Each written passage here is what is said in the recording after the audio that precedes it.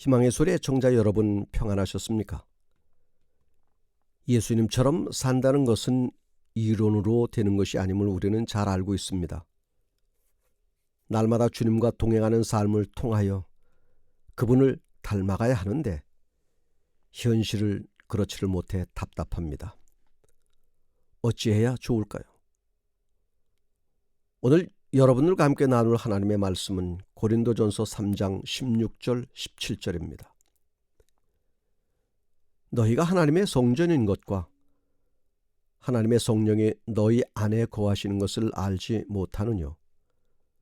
누구든지 하나님의 성전을 더럽히면 하나님이 그 사람을 멸하시리라. 하나님의 성전은 거룩하니 너희도 그러하니라. 참된 성화의 길이라는 제목으로 함께 은혜를 받고자 합니다. 그리스도인 생애에서 바라는 소망이 있다면 거룩한 삶, 품성의 변화, 즉 성화라고 말할 수 있겠습니다. 품성이 변화되기를 모두가 바라지만 그 일이 쉽게 되지 않는 일임을 우리는 경험으로 알고 있습니다. 그렇다고 쉽게 되는 일이 아니라고 포기하고 아무렇게나 살아갈 수는 없는 것이고 어떻게 하든지 성화된 삶을 살아야 하는 것입니다. 사도행적 560페이지엔 성화란 한순간, 한시간, 하루의 일이 아니라 필생의 사업이다 라고 기록하고 있습니다. 평생을 두고 이루어야 할 일이기에 오늘은 부족해도 언젠가는 이루어지겠지 하는 막연한 생각을 갖고 살아가는 것은 대단히 위험한 발상입니다. 오늘 승리하지 못하면 내일도 실패할 가능성이 높은 것입니다. 성경에 나오는 두 사람을 비교하며 오늘 나는 누구를 선택하여 성화의 롤 모델로 삼을 것인지를 생각하며 은혜를 받고자 합니다. 두 사람은 사도 요한과 가룟 유다입니다. 요한과 유다는 그리스도를 따른다고 하는 모든 사람들을 대표하는 인물입니다. 이 두 제자는 모두 거룩한 모본을 본받고 따를 수 있는 동일한 기회와 조건을 가졌습니다. 두 사람은 예수님과 날마다 먹고 자며 친밀히 교제하고 예수님의 가르침을 직접 들을 수 있는 특권을 받았습니다. 그들은 고미한 품성을 가진 성자들이 아니었으며 우리와 별반 다름없이 품성의 결점들을 가졌고 품성을 변화시키는 하나님의 은혜에 접근할 수가 있었던 사람들입니다. 그런데 두 제자의 운명은 극명하게 다른 결과를 가져오게 되었습니다. 요한은 성화의 표본적 인물로 소개되지만 유다는 예수님을 배반하여 팔아버린 몹쓸 제자로 기억하고 있는 것입니다. 무엇이 그들을 이렇게 만들었을까요? 첫째는 요한의 생애입니다. 모든 제자들은 예수님의 사업을 위하여 부르심을 받았을 때에는 품성의 큰 결함을 가지고 있었습니다. 온유하고 겸손하신 예수님과 가장 친밀한 교제를 하였던 요한까지도 원래는 온유하거나 순종하는 성질을 가진 것이 아니었습니다. 요한과 그의 형제는 성경에 보면 우리의 아들들이라고 불렸습니다. 요한이 예수님과 함께 있을 때에 사람들이 조금이라도 예수님을 멸시하면 당장 분노하고 도전하였습니다. 거칠은 성질, 복수심, 비평하는 정신이 요한의 마음에 가득 차 있었습니다. 유독히 자존심이 세고 하나님의 나라에서 첫째가 되고자 하는 야심이 컸었던 사람입니다. 우리도 누가 나에 대하여 자존심을 건드리거나 거슬리는 소리를 하면 벌컥 화를 내고 참지 못하며 비평하는 것 좋아하고 어디 두고 보자 하는 정신, 남보다는 내가 조금이라도 나아야 한다는 욕심이 있는 것처럼 요한 역시 우리와 똑같은 사람이었습니다. 그러나 요한은 날마다 자신의 모나고 거칠은 성격과 너무나 대조되는 예수님의 온유와 관용의 정신을 보고 겸비와 인내의 교훈을 들었을 때에 마음문을 열고 주님의 말씀을 진정으로 듣고 그것을 행하는 자가 되었습니다. 요한은 겸손하고 진실되게 예수님을 배운 사람이었습니다. 우리도 요한처럼 되려면 주님께로 향하는 마음을 활짝 열어야 합니다. 주님의 말씀을 진정으로 받아들여야 합니다. 형식적인 흉내는 더 이상 나를 변화시키지 못합니다. 진정성을 보여야 합니다. 거칠애는 필요 없습니다. 수십 년 동안 예수님을 믿어도 어제나 오늘이 변함없는 것은 흉내만 냈기 때문입니다. 절실하고도 진정한 태도로 마음을 열고 주님, 나를 도와주십시오. 나를 불쌍히 여겨주십시오. 라고 기도해야 하는 것입니다. 요한은 날마다 자신에 대하여 죽고 죄를 극복함으로 진리를 통하여 성화되었습니다. 요한은 예수님과 가까이 교제하는 시간 동안 자주 예수님으로부터 경고와 주의를 받았습니다. 그렇지만 요한은 이것을 선생님의 사랑의 견책으로 받아들였습니다. 곱깝게 생각하지 않았다는 것입니다. 예수님의 거룩한 품성이 나타났을 때에 요한은 자신이 한없이 부족하다는 것을 깨달았습니다. 그러니 자연히 겸손해질 수밖에 없었습니다. 요한의 마음은 예수님께로 더욱 이끌렸고 마침내 주님에 대한 사랑 가운데서 자아를 잊어버렸습니다. 요한은 화내기 잘하고 성질이 고약하여 자주 폭발함으로 상대방의 마음에 깊은 상처를 주었던 사람이었습니다.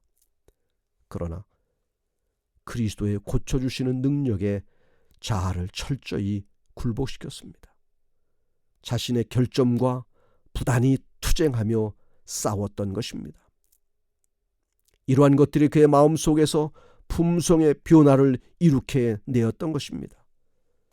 그 일은 하루아침에 된 것이 아니고 날마다 자아를 죽이고 주님의 거울에 자신을 비추며 끊임없이 하나님의 자비를 구했기 때문이었던 것입니다.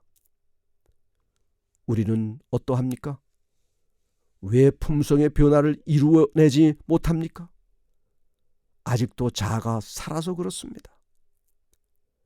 내 속에 그리스도께서 사셔야 하는데 내가 살아서 그런 것입니다. 내가 살아있으니 내 입에서 상처 주는 말이 나오는 것이고 비평하는 말이 나오고 화내고 자기 자랑하는 말이 나오는 것입니다. 갈라디아서 2장 20절 내가 그리스도와 함께 십자가에 못 박혔나니 그런즉 이제는 내가 산 것이 아니요 오직 내 안에 그리스도께서 사신 것이라. 이제 내가 육체 가운데 사는 것은 나를 사랑하사 나를 위하여 자기 몸을 버리신 하나님의 아들을 믿는 믿음 안에서 사는 것이라고 말씀합니다. 사랑하는 성도 여러분, 내가 그리스도와 함께 십자가에 못 박혔다는 사실을 믿으십니까?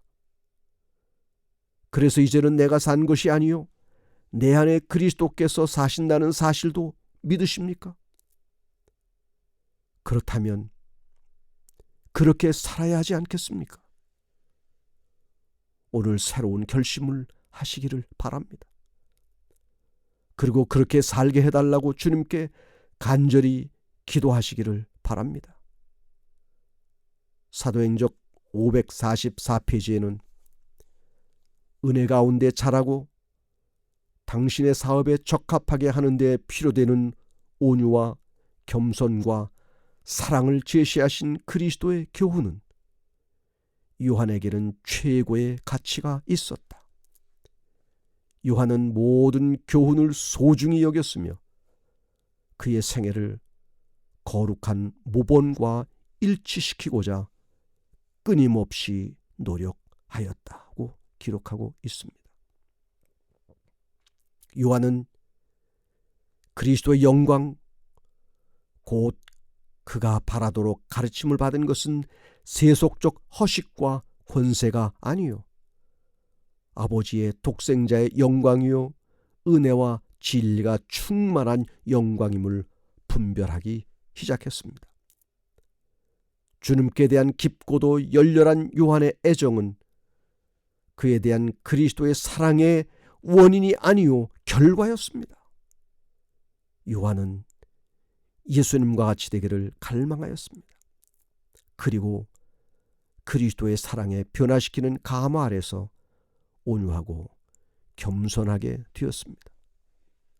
자아는 예수님 안에 감추어졌습니다. 동료들 중 어느 누구보다도 요한은 그 놀라운 생명의 능력에 자신을 복종시켰습니다. 그래서 요한은 성화의 표본이 된 것입니다. 둘째는 유다의 생애입니다. 유다는 예수님께서 메시아 되심을 믿었던 사람입니다. 제자들은 유다가 그들의 동료가 되기를 심히 원했습니다. 잘생긴 외모와 당당한 풍채는 사람들에게 매력을 주었고 예리한 식별력과 행정적인 재능도 가진 사람이었기 때문에 제자들은 주님의 사업에서 크게 조력할 사람으로서 유다를 예수님에게 적극 추천하였습니다. 그러나 왠지 예수님께서 유다를 매우 냉담하게 맞아들이는 것을 보고 제자들은 이상하게 생각하였던 것입니다. 어찌됐든 결국 유다가 제자들과 합류했을 때에 예수님의 품성의 아름다움에 마음이 끌렸습니다. 사람들을 끄는 신령한 능력의 감화도 느꼈습니다. 예수님께서는 유다로 하여금 주님과 연결을 맺게 함으로 날마다 이기심 없는 사랑에 접촉할 수 있게 하셨습니다. 만일 유다가 예수님을 향하여 진정으로 마음을 연다면 하늘의 은혜가 이기심이라는 마귀를 쫓아내므로 유다라 할지라도 하나님의 나라의 백성이 될 수 있을 것입니다. 유다는 다른 제자들과 똑같은 기회를 가졌습니다. 그는 똑같은 귀중한 교훈을 들었습니다. 그러나 말씀을 행하는 사람이 아니요 듣기만 하는 자였습니다. 변화시키는 은혜의 능력을 거절하고 이기적 욕망을 품음으로 사단의 노예가 되었던 것입니다. 우리도 예수님이 어떠한 분이심을 잘 알고 있습니다. 그분의 아름답고 고상한 품성, 친절, 불쌍한 사람들에게 나타내는 동정심도 잘 알고 있습니다. 그러나 중요한 것은 아는 것이 중요한 것이 아니고 하나님의 은혜를 받아들이고자 내 마음을 진정으로 주님을 향해 여는가에 달려있는 것입니다. 주님께 마음을 열게 될 때에 이기적인 욕망이 내쫓기고 내 마음에 사로잡은 사단의 정신이 쫓겨나가는데 도무지 마음을 열지 않는 것입니다. 은혜의 능력을 거절하고 성령의 세미한 음성을 거부하는 것입니다. 이것이 문제인 것입니다. 예수님께서는 유다의 삐뚤어진 품성에 대하여 부드러움과 인내로 말씀하시며 죄를 지적하시는 것을 유다는 여러 번 인식했습니다. 그러나 유다는 불의를 자복하거나 버리려고 하지 않았습니다. 유다는 유혹에 대항하는 대신에 부정한 습관을 계속해서 따랐습니다. 유다는 예수님의 충고에 귀를 기울이지 않았습니다. 유다는 빛 가운데 행하는 대신 어둠 속에서 행하기를 선택한 것입니다. 악한 욕망, 탐욕, 복수심이 가득 찬 감정 등을 품고 있다가 마침내 사단에게 완전히 장악되어 그리스도의 원수의 대리자가 되었던 것입니다. 그러나 유다가 처음부터 그런 사람은 아니었습니다. 예수님의 제자로 따라다녔을 때에 그에게도 축복이 될 수 있었던 몇 가지 귀중한 품성의 특성을 가지고 있었습니다. 만일 유다가 기꺼이 그리스도의 멍에를 메었다면 사도들 중에 수석의 자리를 차지했을 것입니다. 그러나 자기의 결점이 지적당할 때에 마음을 강팍하게 하고 교만심과 반항심을 품고 자신의 이기적인 야심을 선택함으로 하나님께서 그에게 하라고 주신 사업에 자신을 부적합한 사람이 되게 했던 것입니다. 우리는 어떠합니까? 우리도 수많은 기회들과 하나님의 충만한 은혜 가운데서 승리하며 살아갈 수 있는 시간들이 많았는데 나의 욕심 때문에, 자아를 포기하지 않기 때문에, 죄에 대하여 둔감하기 때문에 주님과 떨어져 살아가는 때는 없었습니까? 말씀의 충고와 교훈이 여러 번 있었는데도 귀를 닫고 마음을 닫아버려 하나님의 은혜를 차버린 적은 없었습니까? 회개하십시다. 다시 시작하십시다. 요한의 생애 가운데 나타난 것과 같은 품성의 변화는 항상 그리스도와 교제한 결과였습니다. 나의 품성에 못된 결점들이 있을 수 있습니다. 그러나 내가 진실된 그리스도의 제자가 될 때에 하나님의 은혜의 능력은 나를 변화시키고 성화시키는 것입니다.